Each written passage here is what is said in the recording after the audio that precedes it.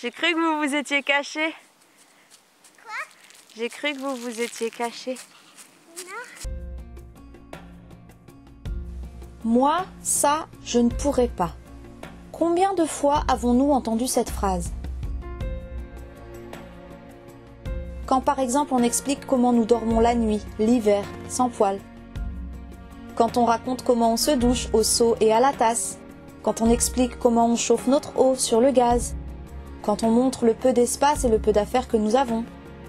Quand on explique comment fonctionne notre lit repliable 100% fait sur mesure pour avoir de la place la journée dans le salon.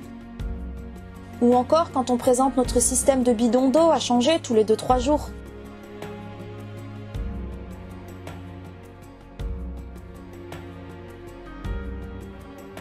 Moi, ça, je ne pourrais pas. Une affirmation qui clôt le sujet, qui enferme. Mais comment savoir si tu ne peux pas? Comment savoir si tu n'essaies pas?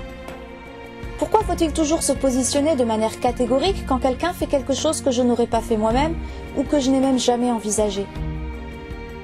Pourquoi se sentir obligé de donner son avis sur un sujet que l'on ne maîtrise pas du tout? Est-ce qu'on se sent remis en question? Agressé? Dévalorisé?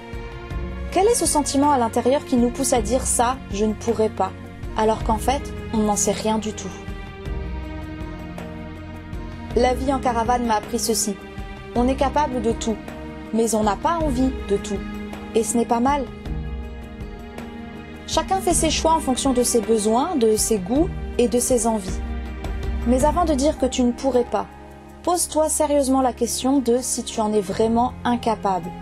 Comme par exemple le fait que je serais incapable de porter 150 kilos par exemple. Ou si c'est juste une question d'envie. Sois honnête avec toi-même. La vie en caravane m'apprend à être de plus en plus clairvoyante avec moi-même. Je fais des choses que je pensais réservées à certaines personnes, plus fortes, avec une meilleure santé, avec un certain type de caractère.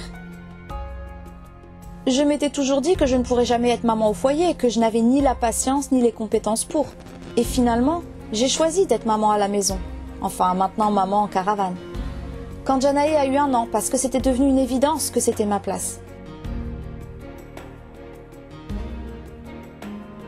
Je m'étais toujours dit que je ne pourrais jamais jeûner plusieurs jours, que c'était impossible dans ma condition physique, que mon métabolisme n'était pas compatible avec le jeûne. J'avais tort. Le jeûne est même un super moyen d'aider son corps à se régénérer. Alors après avoir décidé d'essayer vraiment, je l'ai fait, pendant 7 jours.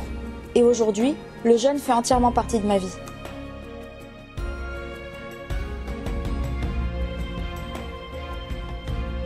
Je m'étais toujours dit que je ne pourrais jamais dormir avec une température inférieure à 15 degrés. Et aujourd'hui, je me réveille parfois le matin, il fait 2-3 degrés, parfois il a même fait moins 9 degrés dans la caravane. Et je le supporte le temps que le poêle à bois nous réchauffe. Alors j'apprends à ne plus dire je ne pourrais pas, mais je n'aimerais pas. Ou je ne l'envisage pas pour le moment. Parce que les événements changent. Et nous aussi on change. On réalise qu'on peut faire beaucoup de choses. Que la seule limite c'est nous, nos pensées et nos croyances.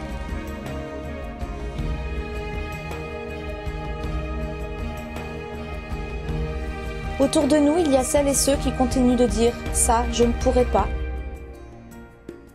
Et il y a celles et ceux qui se mettent à faire des choses pour lesquelles pendant des années, elles avaient dit « ça, je ne pourrais pas ». Alors finalement, peut-être que toi aussi tu peux, si tu en as envie. Fais attention parce qu'il y a ça, et paf! Et paf, Janae!